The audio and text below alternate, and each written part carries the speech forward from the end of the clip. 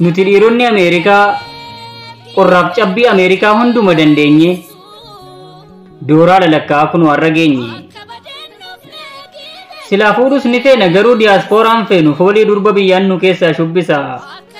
Durbi durbummaa qabdan keessaan na dubbisa. Sorry. Dhiisi isheen durbummaan qabnes kan darbe yaadattee mataa kee hin buqqisin. Filis garuu durbummaan qabdu taanaan keessaan nan dubbisin. Dhugaa seetee. An ofiifuu rakkataadha jireenyi mataa na yaabe.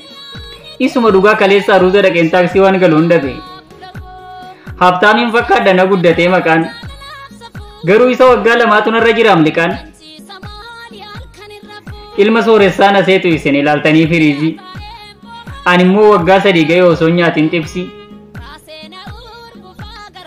Xiqqoo ishee beekumsa qabaadhe yoon fakkaadhe sayyuu. Garuu birriin qabu gatii baajaajiyyuu. Garuu sooressas yoon ta'e rakkatallee dhabaa. Qabeenya caalu fayyaa kootiin qaba. Sooressas yoon ta'e rakkatallee dhabaa. Qabeenya caalu fayyaa kootiin qaba. Sooressas yoon ta'e rakkatallee dhabaa. Qabeenya caalu konfidensiin qaba. Ani gurraacha Afrikaati.